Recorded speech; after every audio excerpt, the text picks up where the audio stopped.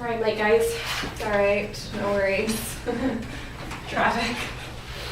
Good afternoon, everyone. I would like to welcome you all here to our strategic operations meeting for the findings at the Shaw Cafe and Wine Bar.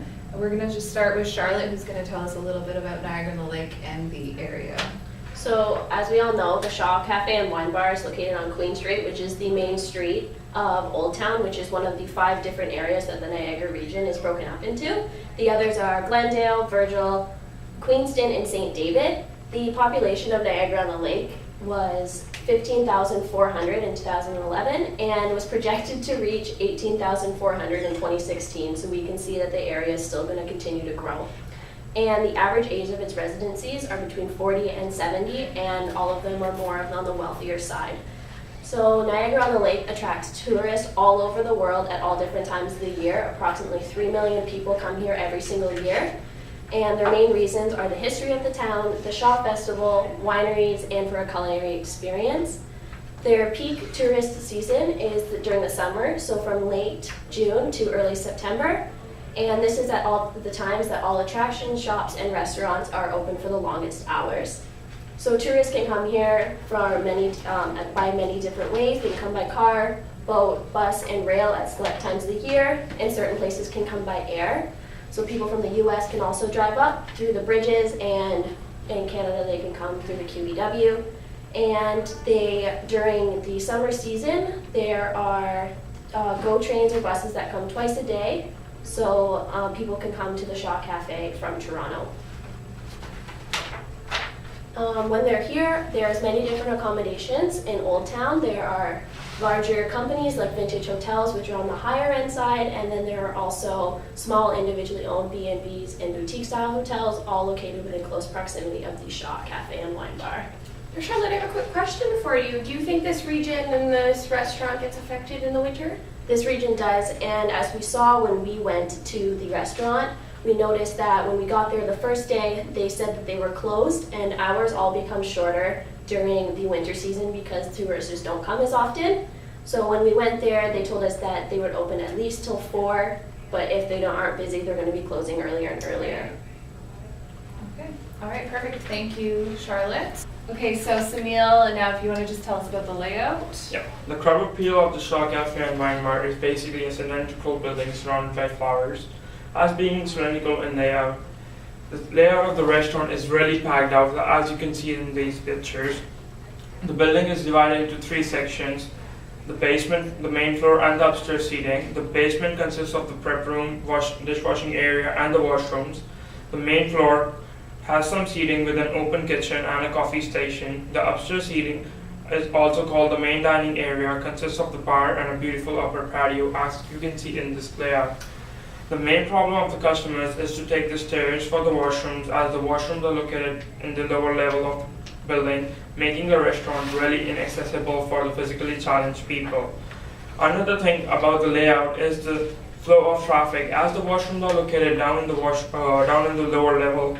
The kitchen being the kitchen on the main floor, it makes it really difficult for the staff and the customers to walk around in the building.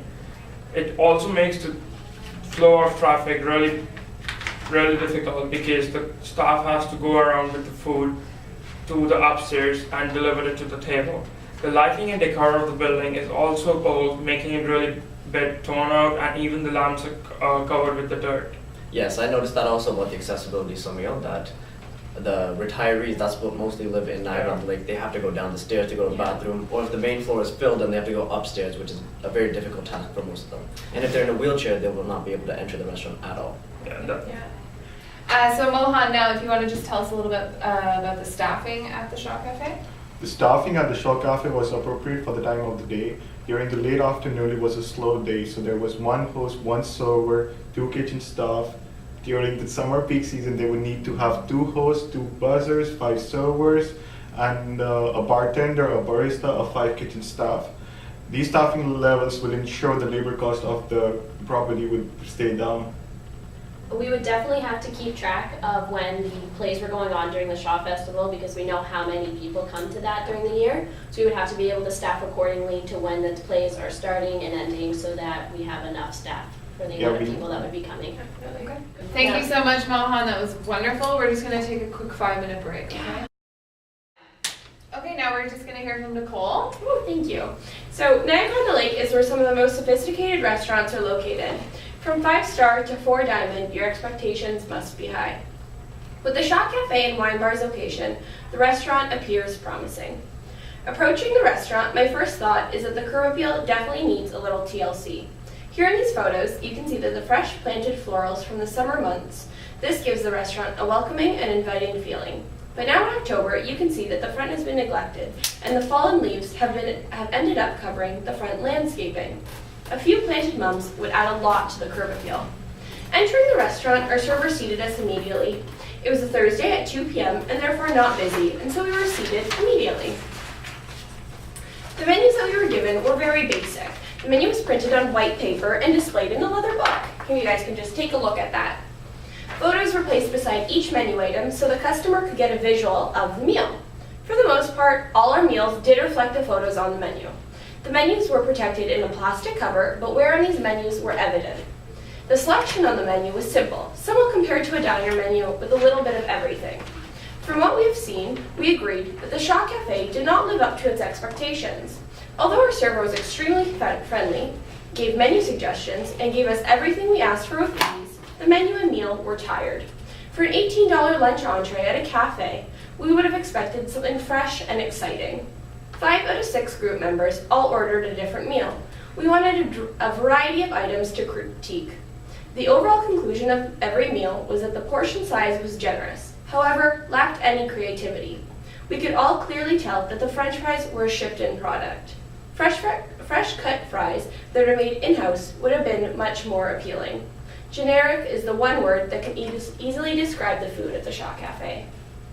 If we decide to invest in the Shaw Cafe, I think we need to work with the head chef to create a new menu. Definitely. For sure. Okay, Fahim is just gonna tell us a little bit about the cost of the menu.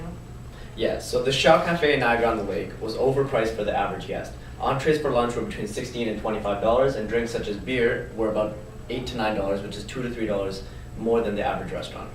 The wine was the only really well-priced item on the menu, but it can also be because they were almost all Niagara wines, which means there isn't much cost added for shipping. But Niagara-on-the-Lake is an elegant and upscale neighborhood. So, for the area that it's in, it's averagely priced, since most of the residents and visitors expect to pay an above-average price for most goods. The restaurant appeals to that clientele and market segment of retirees with a lot of cash. The food cost, though, is quite low to what they charge, meaning there was a very high markup. For example, a burger and fries may have cost approximately $4 a plate, but was priced at nearly 5 times that amount. This may be expected at most restaurants in Niagara-on-the-Lake, but the food was quite bland and generic and had nothing special to it. This also makes it seem more expensive as you did not enjoy the meal as much. So what I think is a good idea too would be to use the local produced products. What do you think? Yeah, I think so. Yeah, That'd be a great idea. It makes it a little more fresh also. Okay, thank you so much everyone for sharing your information. Now based on what everyone has found, we know that the location of the Shaw Cafe will definitely work for an investment opportunity, especially during peak season. Improvements will definitely need to be made though in order for the investment to be worthwhile. We'll need to think about the cleanliness of the restaurant, inside and outside, talking about the curb appeal too. And we'll have to update fixtures and Our accessibility. definitely the accessibility is a huge concern for the clientele that comes to Niagara-on-the-Lake, being older. And the menu will definitely need a facelift as well. We're going to need to add some fresh, exciting new dishes that will attract more customers, and definitely think of the cost too, because we want to have a really good perceived value to the guest. I think there should be some changes with the building and the layout of the restaurant. There should be some changes and it will look pretty good after that. Yeah, definitely changes to the Maybe building change itself. the layout of how it's all set up. I'd even go as far as saying they need a new building, just because. I mean, it is a great piece of property. The location is good, the property isn't that interesting. Okay, so if everyone agrees that the Pineapple Group should invest, Say pineapple. Pineapple!